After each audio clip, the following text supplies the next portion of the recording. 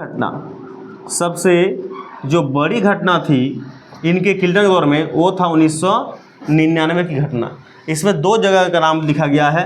पहला जगह का नाम है कोसोवो और जो दूसरा जगह है उसका नाम है यूगोस्लाविया।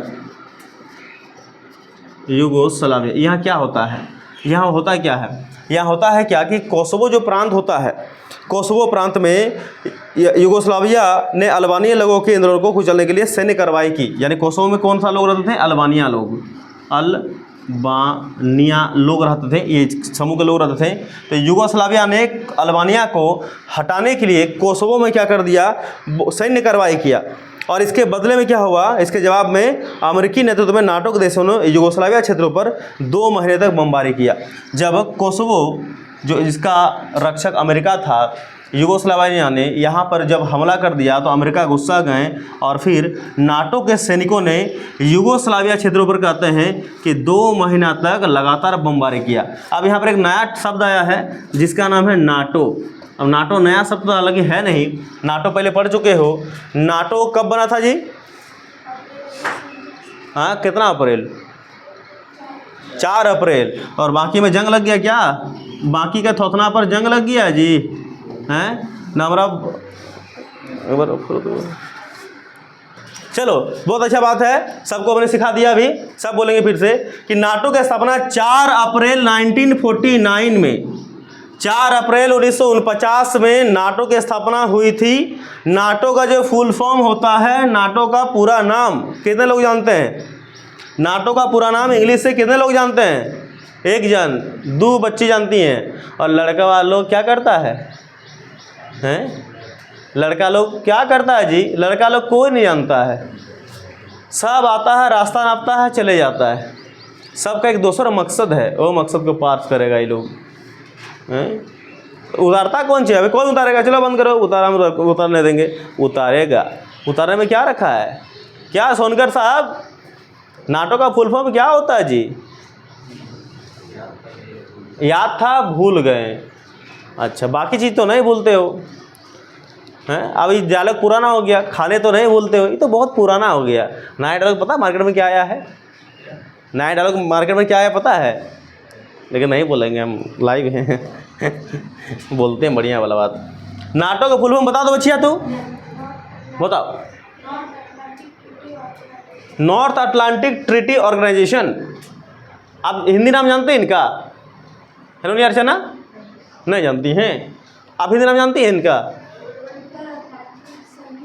ब्रह्मा ने सब इसी को दे दिया है, सरस्वती ने सब इसी को दे दिए हैं, और बाकी लोग क्या है? बड़े हुलो जुलो करते तुम लोग, तबे नहीं पारते हो। शांति रहो, सब पारोगे। North Atlantic Treaty Organisation, Hindi में उत्तरी अटलांटिक संधि संगठन। ये नाटो इसी में है। नाटो का उद्देश्य क्या था? नाटो का उद्देश्य में लिखाया था कि जब नाटो बन रहे थे स्टार्टिंग में 4 अप्रैल 1949 में, तो कितने देश थे इसमें? 12 कंट्रियां थी। अभी बढ़ गया, अभी 30 से ऊपर हो गया, 31, 32, 33 तक हो चुका है। तो इनका उद्देश्य था कि नाटो का हेड कौन है, कौन सा देश है? अमेरिका। जब नाटो का उद्देश्य क्या था कि अगर जितने भी हम लोग इसमें देश हैं, 30, 32, 33 जो भी हैं, किसी भी एक देश पर हमला होता है तो हम लोग बाकी देश मिलकर उस देश पर हमला करेंगे। तो इसका मतलब कोसोवो पर जब हमला किया ना यूगोस्लाविया ने, कोसोवो पर यूगोस्लाविया ने हमला किया। कोसोवो में अल्बानिया लोग रहते थे, अल्बानिया लोगों को बहुत मारा। यूगोस्लाविया ने मार मार के हालत ख़राब कर दिया। जब ही त्राहिमाम करते करते चल गया अमेरिका के पास, तो अमेरिका ने बोला कि अच्छा, हमारा देश के लोगों को मारा तुमने, थाम जाओ। तो इसका मतलब क्या बनता है कि कोसोवो जो है नाटो है या नहीं है? कोटो नाटो का मेंबर है। इसीलिए तो लिखा है कि बाकी कोसोवो को छोड़कर, इसको तो मार के उल्टा दिया, सुत गया उधर जाके, बाकी अन्य जो देश थे सबों ने मिलकर यूगोस्लाविया को पूरा धोया। लगातार 2 महीना तक धोया। यहाँ देखना 2 महीना, 2 महीना तक पूरा बमबारी किया, एकदम बम से उसको नहला दिया। अब यूगोस्लाविया चुपचाप हो गया। तो ये पहली घटना थी जब किल्टन के दौर में चला था। किल्टन केवल नरम मुद्दों पर ही बात नहीं करते थे, गर्म मुद्दों पर भी बात करते थे। जैसे गर्म मुद्दा ये था, यानी जब ये वाला सैन्य कार्रवाई हुई थी तब तो राष्ट्रपति वही थे ना, जिनका नाम किल्टन था, ठीक है ना। किसी को छापना उपना है छाप लो, अभी कर लो, किसी छापना छाप के लिए। तो सुनिएगा, तो किल्टन के दौर का पहली घटना हमने सुना दिया, पहली घटना मैंने आपको 99 वाला सुना दिया, यूगोस्लाविया कोसोवो वाला। अब दूसरी घटना आप सुन लो, दूसरी घटना। अब दूसरी घटना क्या है? Kenya Nairobi, Kenya Nairobi, Tanzania दार ए सलाम, सलाम क्या था? तंजानिया दार ए सलाम।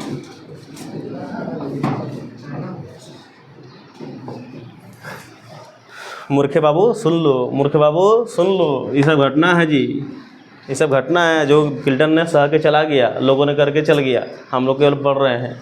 सुन लीजिए, ये घटना कभी ना कभी घूर के हम लोग के पास आएगा, तब इसको तैयार रखना, हम लोग का भी इतिहास बनेगा, अपना टाइम आएगा। यहाँ नाम पहले याद रख लो आप, केन्या नैरोबी, तंजानिया दार ए सलाम, ठीक है। और दोनों का दोनों कैसा देश है? अफ्रीकी देश है, याद रखिएगा, दोनों का दोनों कैसा देश है? अफ्रीकी देश है, ठीक है ना। केन्या नैरोबी, तंजानिया दार ए सलाम, ये अफ्रीकी देश हैं। अभी कोई उतारने का हिम्मत नहीं करना, हम समझ देंगे, पहले सुन लो। देखिए यहाँ सुनोगे ना मेरे साथ देख देख के, तो आपको आएगा 50% समझ में। उसके बाद आपसे जब फिर दोबारा जब क्वेश्चन करेंगे तो आएगा 20% समझ में, हो गया 30%। जब घर जाओगे तो क्वेश्चन देंगे तो फिर 20% समझ में आ जाएगा। कितना हो गया? 50, 20, 70 और 20, 90। और जब उतारने के लिए समय देंगे तो 10% समझ में आ गया, पूरा 100% हो गया ना, हैं? तो इसलिए अभी समझो पहले, फिर तो हम इसे सब कराते हैं, रिवीजन कराते हैं, क्वेश्चन देते हैं, सब करेंगे। तो केन्या नैरोबी, तंजानिया दार ए सलाम, ये कैसा देश है? अफ्रीकी देश है। अब अफ्रीकी वाला नहीं पूछना अफ्रीकी कैसा होता है, अफ्रीकी देश है। होता क्या है ये तो बताओ मास्टर, सुन तो लो बाबू, क्या होता है? चिल्लाओगे ज़्यादा? सुनिए क्या होता है। होता क्या है कि यहाँ एक नाम आता है दूतावास, और मैंने दूतावास के बारे में पहले एक बार बताया था। दूतावास को इंग्लिश में क्या बोलते हैं जी? नहीं पता, क्या टाइम लेंगे? एम्बेसी बोलते हैं। क्या बोलते हैं? दूतावास को इंग्लिश में एम्बेसी बोलते हैं। अब दूतावास होता क्या है, मैंने कुछ दिन पहले समझा था।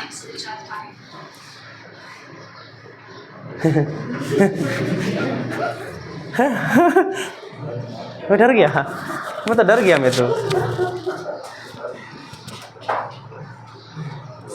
क्या हो गया था जी? ऐसा ना करो, हैं?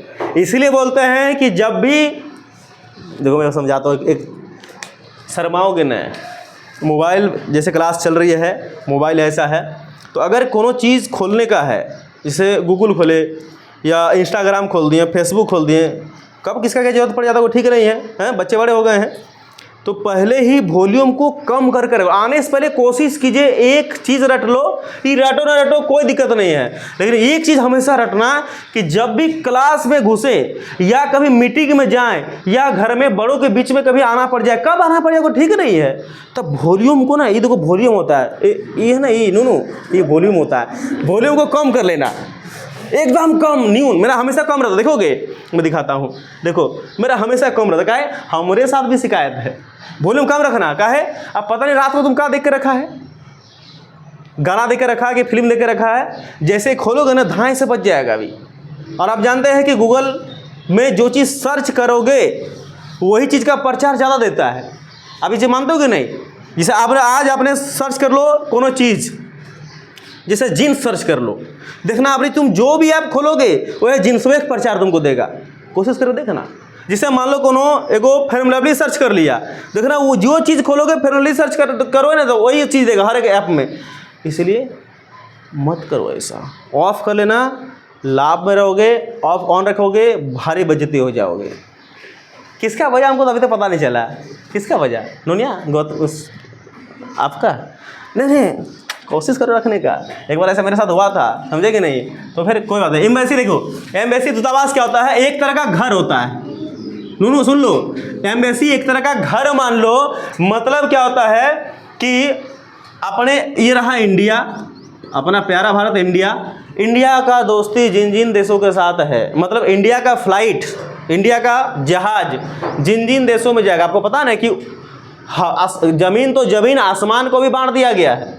आपकी चीज़ पता होना चाहिए कि जमीन तो बटा ही हुआ है, आसमान भी बटी हुई है, कि कोई जिसको अनुमति देगा वही उसके जहाज को इधर ले जा सकते हो। बिना परमिशन के किसी एरिया में किसी देश में जहाज घुसा दोगे तो मार के गिरा देगा जहाज को मिसाइल से, समझे कि नहीं। तो कैसे पता चलता है वो भी बताएंगे। तो इस एम्बेसी पर सुन लो, दूतावास क्या होता है कि इंडिया हमारा देश इंडिया है, इंडिया का फ्लाइट जिस जिस देश में जाता है उस देश में एक घर बना हुआ है इंडिया का, या फिर जिस जिस देश का फ्लाइट इंडिया में आता है उन सारे देशों का घर बना हुआ है अपना इंडिया में, उसी को बोलता है दूतावास। मतलब वहाँ पर क्या होते हैं, वहाँ पर आप वीज़ा जो होता है ना, वीज़ा नाम सुने होंगे, वीज़ा है ना, वहाँ आप दूतावास में जब जाते हो तो वहाँ पर वीज़ा के लिए अप्लाई करवाते हो, तो वहाँ पर जो 2 आदमी बैठा रहता है ना, वो अपना इंडिया वाला आदमी नहीं रहता है, जिसका एम्बेसी वही लोग बैठा रहता है। वो लोग से जब वीज़ा मांगने के लिए आप जाते हो ना, तो वीज़ा वो तुरंत फ़ोन लगाता है अपने देश में, अपने देश में तुरंत फ़ोन लगाता है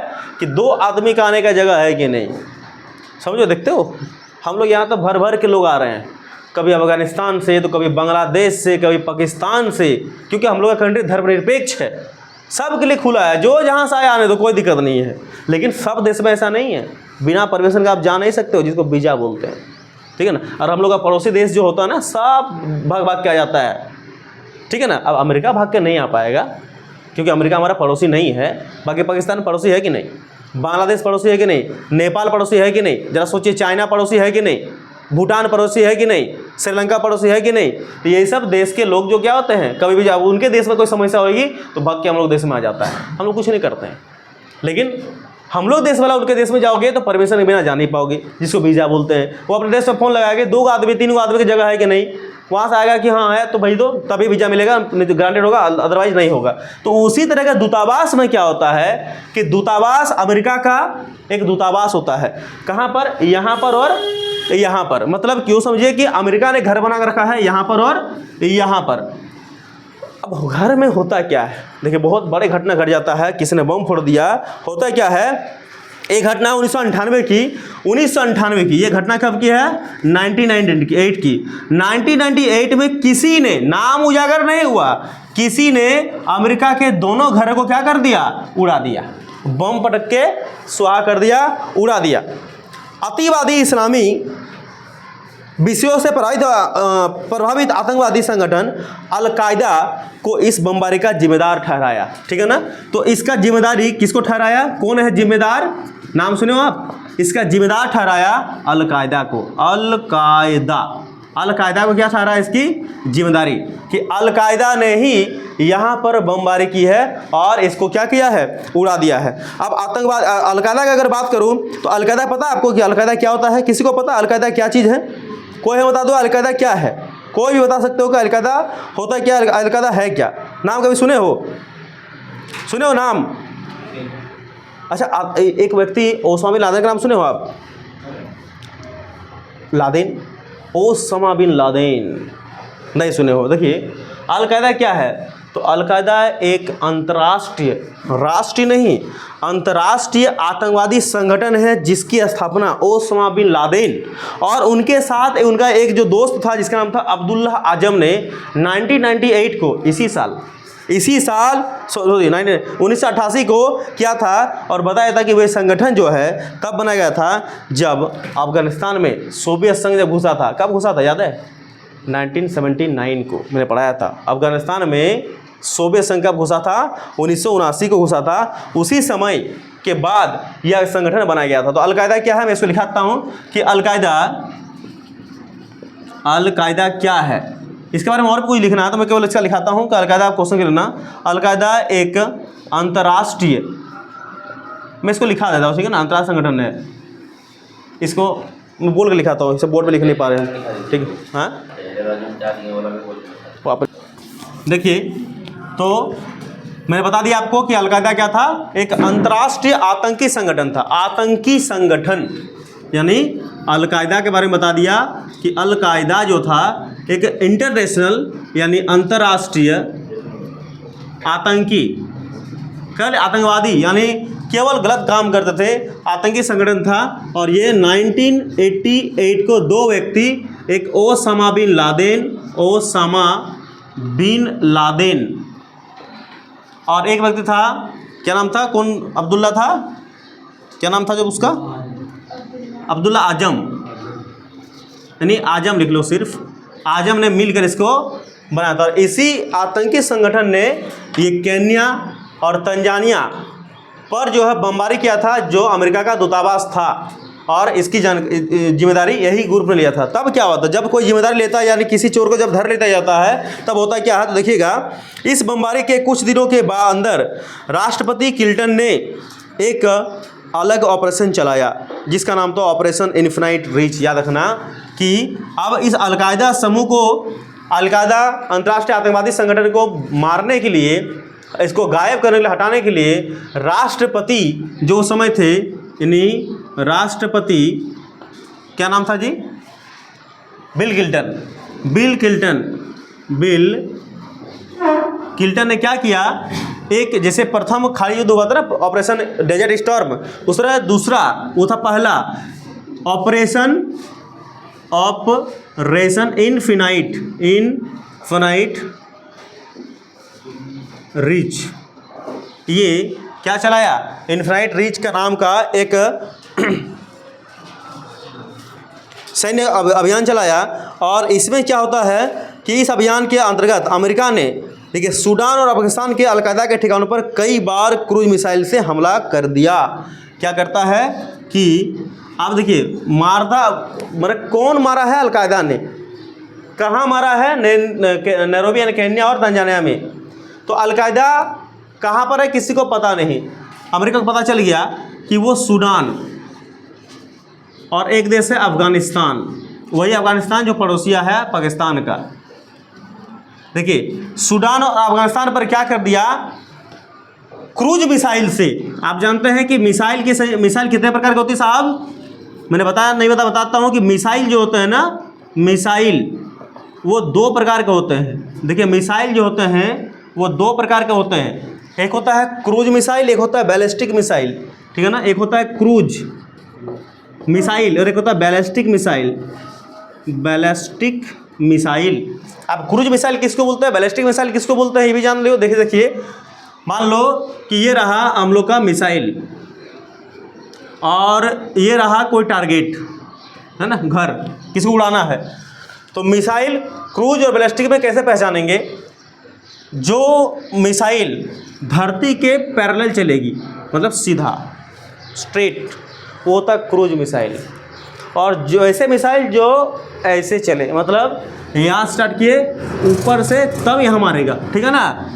जो मिसाइल ऐसे पैरेलल जाके इसको उड़ा देगा, ऐसी तरह सीधा गया उड़ा दिया, ये हो गया क्रूज। और जो मिसाइल ऐसे करते करते जाएगा वो होता है बैलिस्टिक। समझ में आ रहा बात को।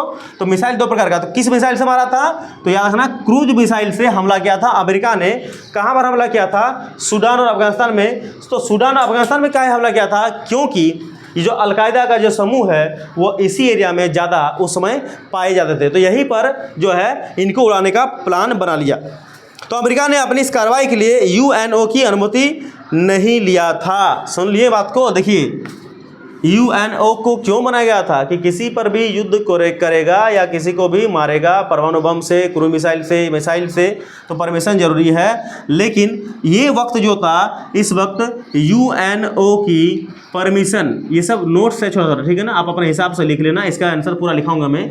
यूएनओ की परमिशन नहीं लिया, यूएनओ का परमिशन पहली बार इन्होंने यूएनओ का परमिशन नहीं लिया, यानी यूएनओ का परमिशन नहीं लिया। और साथ में इंटरनेशनल कानून क्या करेगा उसका कोई फर्क नहीं पड़ता। हम तो अपना काम करें, क्योंकि हम लोग के घर को मारा है आदमी को, तो हम लोग भी मारेंगे।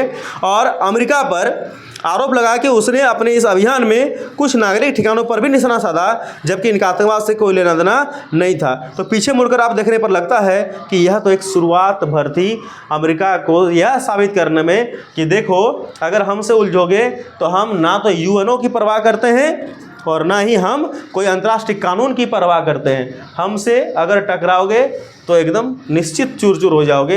इसलिए हमसे टकराओ मत। ये नहीं सोचना कि हम एक गोली चलाएंगे तो हमें यूएनओ की परमिशन लेनी पड़ेगी, ऐसा नहीं है। यूएनओ सबके दूसरे के लिए होगा, मेरे लिए नहीं है। हालांकि मानते बहुत है, लेकिन अगर माथा सटक जाए तो हम फिर किसी का नहीं सुनेंगे हम। देखिए यूएनओ को क्यों नहीं सुनता था। देखिए यूएनओ, आप जानते हैं कि यूएनओ किस धरती पर है, अमेरिका की धरती पर है। और यूएनओ को देखिए, यूएनओ ऐसे नहीं चलता है। आप जानते हैं कि यूएनओ में आप जानते हैं कि इसमें 10 होता है ऐसे देश जो परमानेंट नहीं है बल्कि नॉन परमानेंट है, अस्थायी देश, और 5 देश जो है वो है परमानेंट देश जो बीटो वाले होते हैं। यानी परमानेंट 5 देश कौन कौन है, वही जो जीता था युद्ध को ना, द्वितीय विश्व जो जीता था वही 5 देश इसमें है। कौन 5 देश, पहला है यूएसए, दूसरा है रसिया, तीसरा है ब्रिटेन, चौथा है फ्रांस और पांचवा है चाइना। यही 5 देश इसमें रहते हैं। तो यूएनओ ऐसे नहीं चलती हैं। सुरक्षा परिषद में यही कंट्री जो होता है ना, यूएनओ ऐसे चलता नहीं। यूएनओ को पैसे की जरूरत पड़ती है, और पैसा कौन देता है, यही सब देश देता है, फंडिंग करता है, यूएनओ चलता है। तो सबसे ज़्यादा पैसा देने वाला कौन है, यूएनओ को अमेरिका ही है, 20% के समथिंग पैसा देता है। तो जो ज़्यादा पैसा देगा उसका सुनना पड़ेगा ना, जिसका नमक खाओगे उसको गुणगान करना पड़ेगा ना। तो इसलिए यूएनओ भी कुछ नहीं बोलता है, क्योंकि अगर बोलेगा तो अमेरिका यूएनओ को ही अपनी धरती से भगा देगा कि जा अपना दूसरा देख ले, या फिर बंद करो इस संस्था, क्योंकि वो पावरफुल मोस्ट सुपर कंट्री है ना। इसीलिए तो इस बात को आप याद रख लेना कि ऑपरेशन इन्फिनिट रिच में क्या होता है। मैं एक बार फिर से को रिवीजन कराता हूँ, सुन लीजिए। यहाँ पर क्या होता है कि किल्टन के दौर में, किल्टन को कहा जाता है कि राष्ट्रपति किल्टन लगातार 2 बार यानी 8 साल तक राष्ट्रपति के पद पर रहे, पहली बात, ठीक है ना। दूसरी बात, किल्टन गरम गरम मुद्दों पर बात नहीं करता था, मारपीट की बात नहीं करते थे, लेकिन ऐसा नहीं कि उनके खून में गर्मी नहीं थी। वो पहले अपने जलवायु परिवर्तन, देश कैसे सुधरे, अपने लोग कैसे बचे, कैसे सबके साथ सहमति जताई जाए, यही सब बातों में बात करते थे। लोग सोचता था कि ये तो ठंडा आदमी है, कूल, लेकिन इन्होंने दिखा दिया कि हम भी कूल नहीं हैं। इनके समय पर 2 आतंकवादी संगठन वाले घटना घटता है। एक जो मैंने सबसे पहले बताया था, कौन बताया था, जरा बात करो। पहला घटना क्या बताया था इधर को, पहला घटना क्या बताए थे, खाड़ी, तो दूसरे का था ना, पहला क्या बताए थे, अभी थोड़ा देर पहले बताएं। हाँ, ये तो दूसरा है। अरे युगोस्लाविया वाला, कोसोवो वाला युगोस्लाविया वाला नहीं बताएं कि कोसोवो पर युगोस्लाविया ने आक्रमण कर दिया और बाकी नाटो के देशों ने मिलकर युगोस्लाविया पर 2 महीने तक बमबारी किया। वो पहला घटना था। दूसरा घटना था कि जब केन्या और तंजानिया पर इनके अमेरिकी दूतावासों पर हमला हुआ, तब इसकी जिम्मेदारी लिया अलकायदा। और अलकायदा एक अंतर्राष्ट्रीय आतंकी संगठन है जिसकी स्थापना 1988 में किया था लादेन ने और आजम ने, अब्दुल्ला आजम ने मिलकर किया था। और जब इसकी जानकारी घटना की जिम्मेदारी ये लिया, तब इसको मारने के लिए अमेरिका ने, अब उस समय राष्ट्रपति क्लिंटन था, कहा कि अब मारो उन लोग को। और जिस उद्देश्य के तहत मारना स्टार्ट किया, उस ऑपरेशन का नाम था ऑपरेशन इन्फिनिट रिच। ये दूसरा ऑपरेशन, पहला ऑपरेशन था ऑपरेशन डेजर्ट स्टॉर्म, जिसमें कुवैत को आज़ाद कराया था इराक से अमेरिका और मिलकर 33 देशों ने, याद रख लेना। तो इसमें क्या था कि सूडान और अफगानिस्तान पर क्रूज मिसाइल से अमेरिका ने कई हमला किया, क्योंकि सूडान अफगानिस्तान पर ही अलकायदा के ठिकाने ज़्यादातर थे, उनके ठिकानों पर उड़ा दिया था। और मिसाइल जिसके साधन से हटाया था वो था क्रूज मिसाइल। और इस प्रकार यूएनओ के परमिशन के बगैर, बिना परमिशन के ही अमेरिका ने ये ऑपरेशन चालू कर दिया। वो अंतर्राष्ट्रीय कानून की परवाह भी नहीं किया कि लोग क्या बोलेंगे, और इस तरह इस मिशन को सक्सेस बना दिया। लेकिन बोले ना, युद्ध बदला जो होता है ना, बदला, कभी तुम्हारी बारी कभी हमारी बारी। पहला था दूसरे की बारी, तो आया फिर अमेरिका की बारी, फिर दूसरे ने हमला किया, फिर अमेरिका ने हमला किया। ऐसे ही चलते रहेगा, ये पूरा का पूरा सीरीज चलते रहेगा। तो किसी को लिखना तो यहाँ से लिख सकते हो। उसका आगे नेक्स्ट।